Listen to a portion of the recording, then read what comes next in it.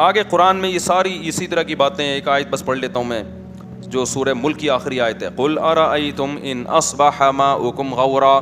اللہ کہتے ہیں جو آسمان سے پانی ہم زمین میں اتارتے ہیں, اگر یہ اور نیچے چلا جائے, کیسا نظام ہے یار, زمین پانی نیچے کی طرف جاتا ہے نا, ایسا ہی ہے کہ نہیں ہے؟ تو اب یہ جو بارشیں برس رہی ہیں, پانی کو چاہیے نیچے جائے نیچے جائے, تو جاتا رہے نا, لیکن ایک جگہ جا کے کیا ہوتا ہے, رک جاتا ہے.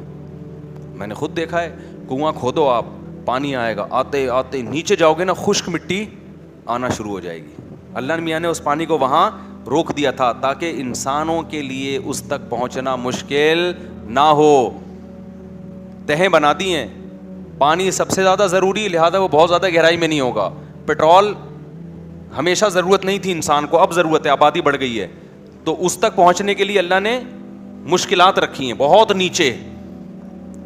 اگر ایسا ہوتا کہ پانی پیٹرول کی جگہ ہوتا, پیٹرول پانی کی جگہ ہوتا, تو ہم لوگ سی این جی گیس پہ اپنے آپ کو سیٹ کرا چکے ہو اب تک. کیا خیال ہے؟ پیٹرول کی ٹینکیاں لگائی بھی ہوتی ہم نے کہ یار روٹی موٹی پراٹھے وراٹھے چھوڑ دو بھائی, پیٹرول پہ سیٹ ہو جاؤ. ظاہر ہے ایسے سیٹ ہونے میں ٹائم لگتا, بلکہ مر جاتے ہم, نسل ہی ختم ہو جاتی. اللہ نے کیا کیا, پانی آتا ہے, وہ بارش آتی ہے تو پانی ہوتا ہے. میرا بچہ جو ہے نا اس دن بیٹھا ہوا کہہ رہا ہے, چھوٹا بچہ بھی, بولنا بھی صحیح نہیں آتا اس کو, اس دن بیٹھا ہوا کہہ رہا ہے جب بارش ہوتی ہے تو پانی آتا ہے, جب بارش بہت زیادہ ہوتی ہے تو پانی بہت زیادہ آتا ہے. وہ کیا نہیں, بلاول نے تو کہا تھا وہ لفظ, پوری ورڈنگ مجھے یاد نہیں ہے. ہاں وہ بچہ میرا بیٹھا ہوا, اس کو کچھ نہیں پتہ نہیں کہاں سے اس نے سنا, کہہ رہے ابو, میں نے کہا جی, کہہ رہا جب بارش ہوتی ہے تو پانی آتا ہے, جب زیادہ بارش ہوتی ہے تو پانی زیادہ آتا ہے. ابے میں نے کہا یار, اچھا بچے جب گھر میں ہوتے ہیں انٹرٹینمنٹ کی چیزیں ملتی رہتی ہیں. ایک دن کیا ہوا, میری چھوٹی بچی اور سب دوسری بھی اس کی بچیاں بہنیں میں نے مل کے نا کھیل رہی, وہ کھیلتے کھیلتے ایک دم میری بچی نے کہا مجھے کیوں نکالا, ایسے انگلی کی. میں نے کہا اس کو کیا ہو گیا بیٹھے بیٹھے یار. تو نا بچوں کے لاشعور میں یہ چیزیں ادھر ادھر سے سن کے نا جا رہی ہوتی ہیں, اس کو نہیں پتا ہوگا اس کا مطلب کیا ہے. جب اس نے ایسے کیا نا, مجھے کیوں نکالا, ارے مجھے اتنی ہنسی آئی. تو ابھی پرسوں کی بات ہے, وہ بچہ کہہ رہا ہے, دوسرے بچے سے باتیں کر رہا ہے, اور میں بھی بیٹھا ہوا تھا, کہہ رہا ہے ابو جب بارش آتی ہے تو پانی آتا ہے, اور جب زیادہ بارش ہوتی ہے تو زیادہ پانی آتا ہے. میں نے کہا پھینکتا رہے بیٹھ کے, پتہ نہیں تیری نظر میں اس کا مطلب کیا ہے. تو خیر اللہ فرماتے ہیں اگر اس پانی کو ہم نیچے لے جائیں, فَمَن يَأْتِيكُم بِمَاءٍ مَّعِينٍ, کون ہے جو صاف ستھرا بہتا ہوا پانی تمہارے لیے لے کر آئے. ہمیں امریکن کمپنیوں کو پھر ٹھیکے دینے پڑیں گے یار, دریافت کرو کہیں پانی دریافت ہو جائے. تو جو پیٹرول نکالنے والی کمپنیاں ہیں وہ کیا نکالیں گی, پانی, اور جب تک پانی نکلے گا اس وقت تک ہمارا باڈی کا پانی نکل چکا ہوگا. کیا خیال ہے بھائی؟ تو یہ سارے کام تو میرے بھائی اللہ کر رہا ہے. تو یہ صورت ختم ہو گئی, اور بھی بہت اہم ہے اس میں, اللہ نے سورہ نوح بھی بیان کی. اچھا ایک چھوٹا سا واقعہ میں بس میں کر کے بیان ختم کرتا ہوں. سورہ قلم میں ایک بہت اہم واقعہ ہے.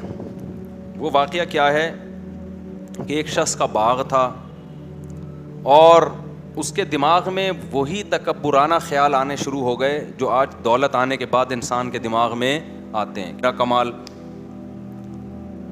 تو قرآن کہہ رہے جب وہ اپنے باغ کا پھل توڑنے کے لیے جا رہا تھا نا, تو باتیں کر رہا تھا کہ اللہ یدخلنہ الیوم علیکم مسکین, آج پھل توڑنے کا ٹائم ہے, پیداوار پک کے تیار ہو گئی ہے, دیکھنا کوئی غریب بندہ قریب پھٹکنے نہ پائے.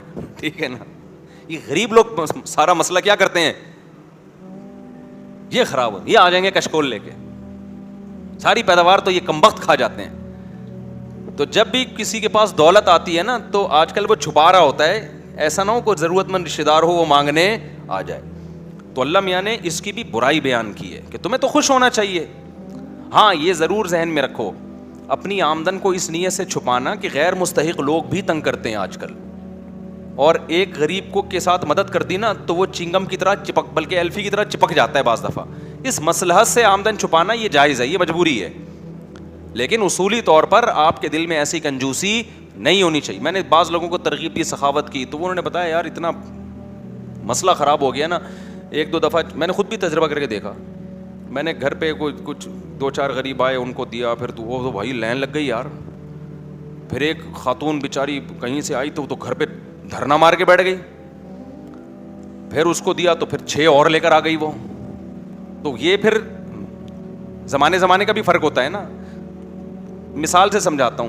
ترکی میں ہم تھے, ایک کنٹینر انہوں نے رکھا ہوا, ایک ٹرسٹ نے, بہت بڑا کنٹینر, اور ایسے کئی سارے کنٹینر, اس میں بہت ساری چیزیں رکھی ہوئی ہیں کہ جو بھی زلزلہ زدگان میں کسی کو کوئی بھی چیز کی ضرورت ہو وہ یہاں سے اٹھا کے لے جائے.